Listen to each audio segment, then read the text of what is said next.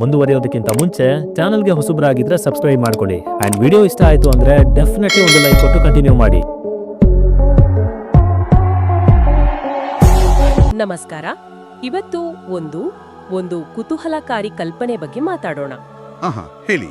ಇಡೀ ಜಗತ್ತು ಒಂದೇ ದೇಶ ಆಗ್ಬಿಟ್ರೆ, ಅಂದ್ರೆ ಗಡಿಗಳೇ ಇಲ್ಲದ ಒಂದು ಪ್ರಪಂಚ. ಓ, ಇಂಟ್ರೆಸ್ಟಿಂಗ್ ಐಡಿಯಾ. ಹೌದು. ಇದರ ಬಗ್ಗೆನೇ ಒಂದು ಯೂಟ್ಯೂಬ್ ವಿಡಿಯೋ ಇದೆ.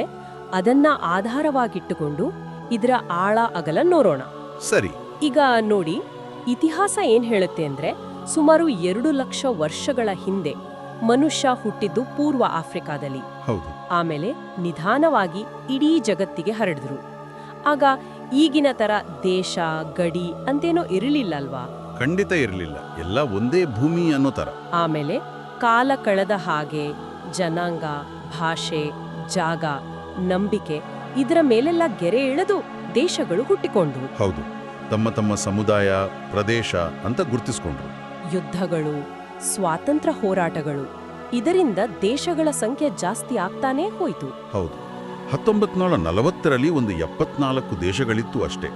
ಆದ್ರೆ ಇವತ್ತು 195 ದೇಶಗಳಿವೆ. ಅಬ್ಬಾ, ಅಷ್ಟು ವ್ಯತ್ಯಾಸ. ನಿಜ. ಮುಖ್ಯವಾಗಿ ಎರಡನೇ ಮಹಾಯುದ್ಧ ಇದೆಯಲ್ಲ, 1939-45 ನಡುವೆ, ಅದು ಒಂದು ದೊಡ್ಡ ಪಾಠ ಕಲಿಸಿತು. ಹೌದು, ತುಂಬಾನೇ ವಿನಾಶ ಆಗಿತ್ತು ಅಂತ ಕೇಳಿದ್ದೀನಿ. ವಿನಾಶ ಅಂದ್ರೆ ಅಂದಿನ ಪ್ರಪಂಚದ ಜನಸಂಖ್ಯೆ ಇದೆಯಲ್ಲ, ಅದರ ಸುಮಾರು 3.76%, ಅಂದರೆ 8 ಕೋಟಿಗೂ ಹೆಚ್ಚು ಜನ ಸತ್ರು. ಅಯ್ಯೋ ದೇವ್ರೆ. ಹೌದು. ಸೊ ಇಂಥದ್ದು ಮತ್ತೆ ಆಗಬಾರ್ದು ಅಂತ ಕೆಲವು ನಾಯಕರು ಒಂದೇ ವಿಶ್ವ ಸರ್ಕಾರ ಮಾಡೋಣ ಅಂತ ಪ್ರಯತ್ನ ಪಟ್ರು. ಓ ಹೌದಾ? ಹೌದು. ಅದಾಗಲಿಲ್ಲ. ಅದಕ್ಕೆ ಸಾಕಷ್ಟು ಕಾರಣಗಳಿತ್ತು. ಸರಿ, ಒಂದು ವೇಳೆ ಈಗ ನಾವು ಮಾತಾಡ್ತಿರೋ ಹಾಗೆ ಈ ಕಲ್ಪನೆ ನಿಜ ಆದ್ರೆ, ಅಂದ್ರೆ ಜಗತ್ತೆಲ್ಲ ಒಂದೇ ದೇಶ ಆದ್ರೆ, ದೊಡ್ಡ ಲಾಭ ಏನು? ಯುದ್ಧಗಳೇ ಇರಲ್ವಾ? ದೇಶಗಳ ನಡುವಿನ ಯುದ್ಧಗಳು ಬಹುಶಃ ನಿಲ್ಬಹುದು. ಅದು ದೊಡ್ಡ ವಿಷಯ. ಹೌದಲ್ಲ? ಖಂಡಿತ. ಆದ್ರೆ ದೇಶದ ಒಳಗೇನೆ ಗಲಾಟೆ ಆಗಲ್ವಾ ಅಂತ ಹೇಳಕ್ಕಾಗಲ್ಲ. ಆದರೂ ಯುದ್ಧಗಳಿಗೆ ಮಾಡೋ ಖರ್ಚು ಅದು ಪೂರ್ತಿ ನಿಲ್ಲುತ್ತೆ. ಹೌದು, ಮಿಲಿಟರಿ ಖರ್ಚು ತುಂಬಾ ಇದೆ ಅಲ್ವಾ? ಅದೆಷ್ಟು ಅಂದ್ರೆ 2023ರಲ್ಲಿ ಜಗತ್ತು ಒಟ್ಟು $2.44 ಟ್ರಿಲಿಯನ್ ಖರ್ಚು ಮಾಡಿದೆ. ಅಬ್ಬಾ, 2.44 ಟ್ರಿಲಿಯನ್? ಹೌದು. America 91 billion, China 296 billion, Russia 109 billion, ನಮ್ಮ ಭಾರತ 83.6 ಬಿಲಿಯನ್. ಅಷ್ಟು ಹಣವನ್ನ ಬೇರೆ ಕಡೆ ಬಳಸಿದ್ರೆ?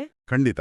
ಅದನ್ನ ಬಡತನ ಕಡಿಮೆ ಮಾಡೋಕೆ, ಪರಿಸರ ಉಳಿಸೋಕೆ, ಎಲ್ಲರಿಗೂ ಒಳ್ಳೆ ಆರೋಗ್ಯ ಕೊಡೋಕೆ, ನಿರುದ್ಯೋಗ ಕಡಿಮೆ ಮಾಡೋಕೆ, ಎಷ್ಟೊಂದು ಒಳ್ಳೆ ಕೆಲಸಕ್ಕೆ ಬಳಸ್ಬೋದಲ್ವಾ? ನಿಜ. ಆಮೇಲೆ ಈ ಪೆಟ್ರೋಲ್, ಖನಿಜಗಳು, ಆಹಾರ, ಈ ಸಂಪನ್ಮೂಲಗಳೆಲ್ಲ ಎಲ್ಲಿಗೂ ಸಿಗೋ ಹಂಗಾಗುತ್ತಾ? ಹೌದು. ಸಮಾನ ಹಂಚಿಕೆ ಸಾಧ್ಯವಾಗ್ಬಾದು. ಸದ್ಯಕ್ಕೆ ಕೆಲವೇ ದೇಶಗಳಲ್ಲಿ ಜಾಸ್ತಿ ಇದೆ, ಬೇರೆ ಕಡೆ ಕಡಿಮೆ. ಆಮೇಲೆ ವೀಸಾ, ಪಾಸ್ಪೋರ್ಟ್ ಕಿರಿಕಿರಿ ಇಲ್ದೆ ಎಲ್ಲಿ ಬೇಕಾದ್ರೂ ಹೋಗೋದು, ವಾಸ ಮಾಡೋದು. ಅದು ಸಾಧ್ಯವಾದ್ರೆ ದೊಡ್ಡ ಬದಲಾವಣೆ. ಒಂದೇ ಕರೆನ್ಸಿ ಇದ್ರೆ, ಓ ಹೌದು, ಎಕ್ಸ್ಚೇಂಜ್ ರೇಟ್, ಟ್ರಾನ್ಸಾಕ್ಷನ್ ಫೀಸ್ ಏನೂ ಇರಲ್ಲ. ವ್ಯಾಪಾರ ಎಷ್ಟು ಸುಲಭವಾಗುತ್ತೆ ನೋಡಿ. ಆಮದು ರಫ್ತು ತೆರಿಗೆ ಇರಲ್ವಲ್ಲ, ಆಗ ವಸ್ತುಗಳ ಬೆಲೆ ಕಮ್ಮಿಯಾಗುತ್ತಾ? ಆಗ್ಬಹುದು. ಆದ್ರೆ ಸ್ಥಳೀಯವಾಗಿ ಉತ್ಪಾದನೆ ಮಾಡೋರಿಗೆ ಸ್ವಲ್ಪ ಕಷ್ಟನೂ ಆಗ್ಬೋದು.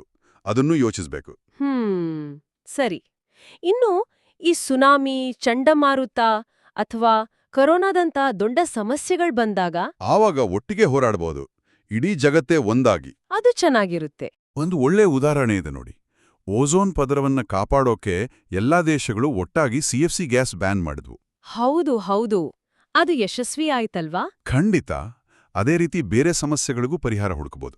ತಂತ್ರಜ್ಞಾನದಲ್ಲೂ ಅಷ್ಟೇ. ಹೇಗೆ? ಈಗ ನೋಡಿ, ನಾಸಾ, ISRO, ESA ಇವರೆಲ್ಲ ಸ್ಪರ್ಧೆ ಮಾಡ್ತಾರೆ, ಕೆಲವೊಮ್ಮೆ ಸಹಕಾರನೂ ಮಾಡ್ತಾರೆ. ಅದೇ ಒಂದೇ ದೇಶ ಆದ್ರೆ ಪೂರ್ತಿ ಸಹಕಾರ ಇರುತ್ತೆ. ಹೌದು.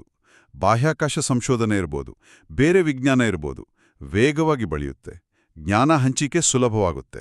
ಕೌಶಲ್ಯ ಇದ್ದವರು ಜಗತ್ತಿನ ಯಾವ ಮೂಲೆಯಲ್ಲಾದ್ರೂ ಕೆಲ್ಸ ಹುಡುಕಬಹುದು ಅನ್ನೋದು ಕೂಡ. ಖಂಡಿತ. ಜಾಗತಿಕ ಬಡತನ, ಅಪೌಷ್ಟಿಕತೆ ಎಲ್ಲವನ್ನು ಕಡಿಮೆ ಮಾಡೋಕೆ ಇದು ಸಹಾಯ ಮಾಡುತ್ತೆ. ಸರಿ, ಇದೆಲ್ಲ ಕೇಳೋಕೆ ತುಂಬಾನೇ ಚೆನ್ನಾಗಿದೆ, ಆಶಾದಾಯಕವಾಗಿದೆ. ಆದರೆ ಸಮಸ್ಯೆಗಳು ಇರ್ಬೇಕಲ್ಲ, ಮುಖ್ಯವಾಗಿ ಆಡಳಿತ. ಅದೇ ಅತಿ ದೊಡ್ಡ ಸವಾಲು. 800 ಕೋಟಿ ಜನ, ಇಡೀ ಜಗತ್ತು, ಒಬ್ಬ ನಾಯಕ ಅಥವಾ ಒಂದು ಸಿಸ್ಟಮ್. ಅದನ್ ಹೇಗೆ ಆಯ್ಕೆ ಮಾಡೋದು? ಒಂದ್ ವೇಳೆ ಆ ನಾಯಕ ಸರಿ ಇಲ್ಲದಿದ್ರೆ, ಭ್ರಷ್ಟನಾದ್ರೆ?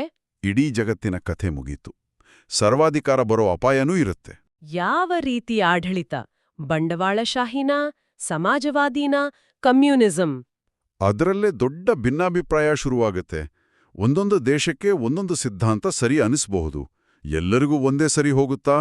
ಇನ್ನೊಂದು, ಸಂಸ್ಕೃತಿ, ಭಾಷೆ, ಧರ್ಮ, ಆಚರಣೆಗಳು. ಪ್ರಪಂಚದಲ್ಲಿ ಎಷ್ಟೊಂದು ವೈವಿಧ್ಯತೆ ಇದೆ. ಹೌದು. ಎಲ್ಲದಕ್ಕೂ ಒಂದೇ ಕಾನೂನು, ಒಂದೇ ನಿಯಮ ಅಂತ ಹೇರೋಕಾಗುತ್ತಾ? ತುಂಬಾ ಕಷ್ಟ. ಅದು ಸಂಘರ್ಷಕ್ಕೆ ಕಾರಣ ಆಗುತ್ತೆ. ಸಾಂಸ್ಕೃತಿಕ ವೈವಿಧ್ಯತೆಯನ್ನ ಗೌರವಿಸ್ಬೇಕು. ಏಕರೂಪತೆ ತರೋಕ್ ಹೋದ್ರೆ ವಿರೋಧ ಬರುತ್ತೆ. ಆಡಳಿತ ನಡೆಸೋದೇ ಕಷ್ಟ ಅಲ್ವಾ? ರಾಜಧಾನಿ ಎಲ್ಲಿ ಮಾಡೋದು? ಎಲ್ಲರಿಗೂ ಮತದಾನದ ಹಕ್ಕು ಹೇಗೆ ಕೊಡೋದು? ಪ್ರಾತಿನಿಧ್ಯ. ಹೌದು, ಆಡಳಿತಾತ್ಮಕವಾಗಿ ಇದು ಬಹುಶಃ ಅಸಾಧ್ಯ ಅನಿಸುತ್ತೆ. ಈಗ ನೋಡಿ, ಒಂದೇ ದೇಶದ ಒಳಗೇನೆ ಜಾತಿ, ಧರ್ಮ, ಭಾಷೆ, ಪ್ರದೇಶ ಅಂತ ಎಷ್ಟೊಂದು ಗುಂಪುಗಾರಿಕೆ, ಸಂಘರ್ಷ ಇದೆ. ಹೌದು, ನಿಜ. ಹಾಗಿದ್ದಾಗ ಇಡೀ ಜಗತ್ತಿನ ಜನರನ್ನ ಒಂದೇ ಆಡಳಿತದ ಕೆಳಗೆ ತರೋದು ಅಸಾಧಾರಣ ಸವಾಲು. ಒಗ್ಗಟ್ಟು ಮೂಡಿಸೋದು ಬಹಳ ಕಷ್ಟ. ಸದ್ಯಕ್ಕೆ ವಿಶ್ವಸಂಸ್ಥೆ, ವಿಶ್ವ ಬ್ಯಾಂಕ್, WHO ಈ ತರಹದ ಸಂಸ್ಥೆಗಳಿವೆ, ಸಹಕಾರಕ್ಕೆ ಪ್ರಯತ್ನ ಮಾಡ್ತಾನೇ ಇವೆ. ಹೌದು, ವೇದಿಕೆಗಳಿವೆ. ಆದರೆ ಅಧಿಕಾರ ಕಡಿಮೆ. ಗಡಿಗಳು ಇನ್ನೂ ಗಟ್ಟಿಯಾಗೇ ಇವೆ. ಮೂಲತಃ ಈ ಗಡಿಗಳು ಅನ್ನೋದು ಮನುಷ್ಯರೇ ಹಾಕ್ಕೊಂಡ ಗೆರೆಗಳಷ್ಟೇ ಅಲ್ವಾ? ಒಂದ್ ರೀತಿ ಕಾಲ್ಪನಿಕ ರೇಖೆಗಳು. ಹೌದು, ನಮ್ಮ ಉಪನಿಷತ್ತುಗಳಲ್ಲೇ ಹೇಳಿದ್ದಾರೆ, ವಸುಧೈವ ಕುಟುಂಬಕಂ, ಇಡೀ ವಿಶ್ವವೇ ಒಂದು ಕುಟುಂಬ ಅಂತ. ಎಷ್ಟು ಅರ್ಥಗರ್ಭಿತವಾದ ಮಾತು ಅಲ್ವಾ? ಬಹುಶಃ ದೇಶಗಳು ಎಷ್ಟೇ ಇರಲಿ, 100 200, ಮುಖ್ಯವಾಗಿ ಬೇಕಾಗಿರೋದು ಜನರ ಮನಸ್ಸಲ್ಲಿರೋ ಗೋಡೆಗಳು ಬೀಳಬೇಕು. ಆ ಭೇದ ಭಾವ ಹೋಗಬೇಕು. ಹಾಗಾದ್ರೆ ನಿಜವಾದ ಸವಾಲು ರಾಜಕೀಯವಾಗಿ ಒಂದಾಗೋದಲ್ಲ, ಬದಲಿಗೆ ಆ ಕಾಲ್ಪನಿಕ ರೇಖೆಗಳನ್ನ ಮೀರಿ ನಾವೆಲ್ಲ ಮನುಷ್ಯರು ಅನ್ನೋ ಭಾವನೆ ಬೆಳೆಸ್ಕೊಳ್ಳೋದು. ಖಂಡಿತವಾಗಿಯೂ. ಆ ಭಾವನೆ ಬಲವಾದ್ರೆ ಆಗ ದೇಶಗಳ ಸಂಖ್ಯೆ ಮುಖ್ಯ ಆಗಲ್ವೇನೋ. ಆದ್ರೆ ಒಂದು ಕೊನೆ ಪ್ರಶ್ನೆ, ಹೊರಗಿನ ಗಡಿಗಳು ಅಳಿಸಿ ಹೋದ್ರೂ ನಮ್ಮ ಮನಸ್ಸಿನೊಳಗಿನ ಗಡಿಗಳನ್ನ ಅಳಿಸೋದು ಹೇಗೆ? ಅದರ ಬಗ್ಗೆ ಯೋಚಿಸ್ಬೇಕು. ಹೌದು, ಅದೇ ಮೂಲಭೂತ ಪ್ರಶ್ನೆ.